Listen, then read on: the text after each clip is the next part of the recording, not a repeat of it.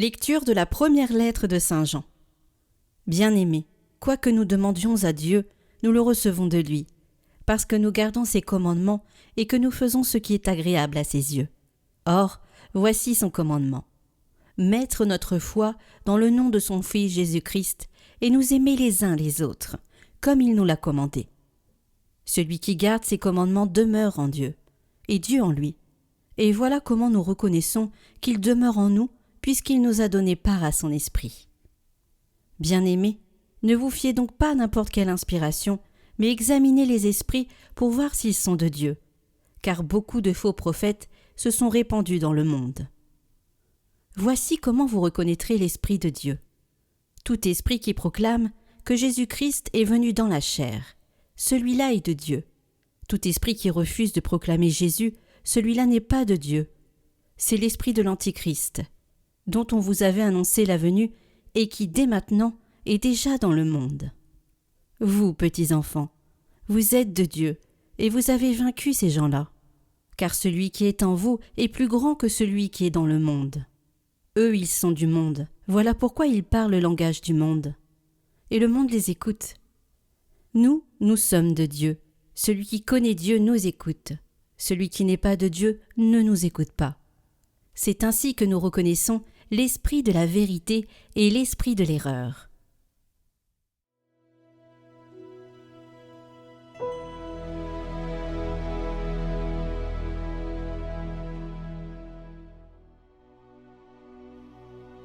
Tu es mon fils, je te donne en héritage les nations. Le Seigneur m'a dit, tu es mon fils, moi aujourd'hui je t'ai engendré. Demande, et je te donne en héritage les nations, pour domaine la terre tout entière. Maintenant, rois, comprenez. Reprenez-vous, juges de la terre. Servez le Seigneur avec crainte. Rendez-lui votre hommage en tremblant.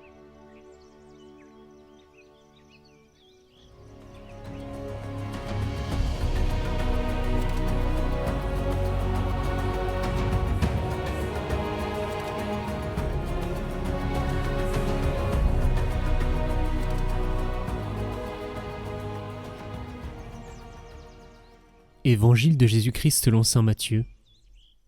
En ce temps-là, quand Jésus apprit l'arrestation de Jean le Baptiste, il se retira en Galilée. Il quitta Nazareth et vint habiter à Capharnaüm, ville située au bord de la mer de Galilée, dans les territoires de Zabulon et de Nephtali. C'était pour que soit accomplie la parole prononcée par le prophète Isaïe. Pays de Zabulon et pays de Nephtali, route de la mer et pays au-delà du Jourdain, Galilée des nations. Le peuple, qui habitait dans les ténèbres, a vu une grande lumière. Sur ceux qui habitaient dans le pays et l'ombre de la mort, une lumière s'est levée. À partir de ce moment, Jésus commença à proclamer « Convertissez-vous, car le royaume des cieux est tout proche. » Jésus parcourait toute la Galilée. Il enseignait dans leurs synagogues, proclamait l'évangile du royaume, guérissait toute maladie et toute infirmité dans le peuple. Sa renommée se répandit dans toute la Syrie. On lui amena tous ceux qui souffraient, atteints de maladies et de tourments de toutes sortes, possédés, épileptiques, paralysés, et il les guérit. De grandes foules le suivirent, venus de la Galilée, de la Décapole, de Jérusalem, de la Judée et de l'autre côté du Jourdain.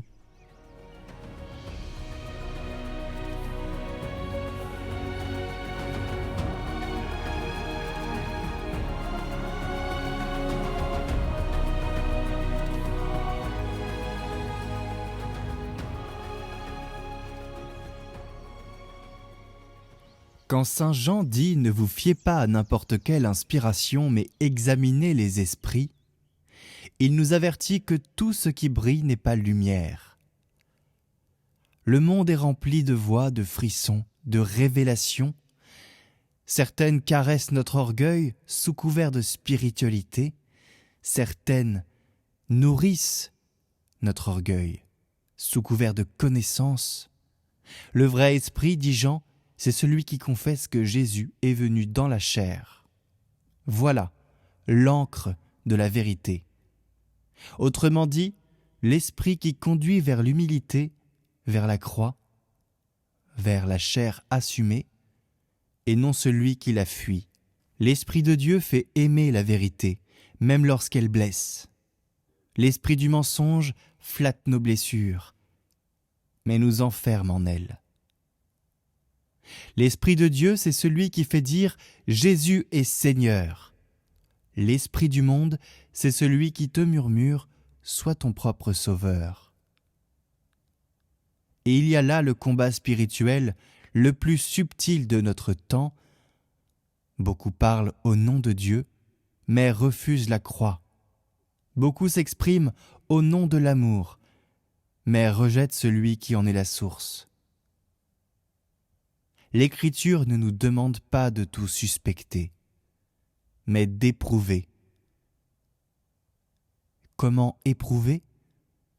Eh bien, en écoutant ce qui dans une parole nous oriente vers le Christ ou nous en détourne. Vous avez vaincu le monde, car celui qui est en vous est plus grand que celui qui est dans le monde. Ce plus grand, c'est l'Esprit qui fait discerner. Non selon la surface, mais selon la vie intérieure, ce qui rend plus vrai, plus aimant et plus libre. Voilà pourquoi Jésus guérit. Non pas pour le spectacle, ni pour une simple compassion physique, mais pour révéler que son autorité vient d'ailleurs. Le catéchisme l'explique. Les guérisons du Christ sont un signe éclatant qu'en lui, le royaume est tout proche. Elles manifestent que Dieu visite son peuple et invite à la foi. Et encore, le Christ qui a pris sur lui nos souffrances n'a pas supprimé la souffrance, il ne l'a pas écartée du monde, mais il nous en a sauvés en y prenant part. Autrement dit, Jésus ne guérit pas pour supprimer la douleur, mais pour la transfigurer. Les miracles physiques ne sont pas la fin, c'est le signe. Jésus rend la vue pour que l'homme voie Dieu. Il redresse les paralysés pour qu'ils se lèvent vers la vie éternelle. Il ressuscite les morts pour révéler que la mort n'est pas absolue. Et quand il dit aux paralytiques « Tes péchés sont pardonnés », il provoque le scandale, car qui peut pardonner les péchés du cœur et donc d'une âme, sinon Dieu seul ? C'est alors qu'il ajoute, pour que vous sachiez que le Fils de l'homme a autorité sur la terre pour remettre les péchés, il regarde le paralytique et lui dit « Lève-toi et marche ». Il guérit donc pour prouver qu'il peut sauver l'âme. Car guérir le corps ne sauve pas une âme. Si le corps obéit à sa parole, à la parole du Christ, le cœur peut lui aussi renaître. C'est toute la puissance, chers amis, de la parole de Dieu que vous écoutez chaque jour sur cette chaîne YouTube. C'est pour ça que Jésus est appelé le Verbe. Sa parole guérit. Devons-nous alors attendre la guérison du corps ? Oui et non. Oui, selon l'ordre du royaume. Non, selon l'ordre du monde. Que c'est frustrant, n'est-ce pas ? Le chrétien peut prier pour la santé du corps, mais il ne l'exige pas. La vraie foi croit que la guérison suprême est intérieure. C'est la plus importante. L'Évangile ne dit pas « heureux ceux qui n'ont plus mal », mais « heureux les pauvres de cœur », car celui qui croit que Dieu peut sauver son âme a déjà reçu la plus grande guérison. Les miracles visibles sont des éclats d'un feu plus profond. La réconciliation de l'homme avec Dieu. Seigneur Jésus, toi qui guéris les corps pour ouvrir les âmes, apprends-moi à discerner ta voix parmi les 1000 voix du monde. Donne-moi un cœur qui ne cherche pas les sensations, mais la vérité. Guéris-moi de ce qui m'empêche d'aimer et fais de ma faiblesse un lieu où ton royaume s'approche. Amen.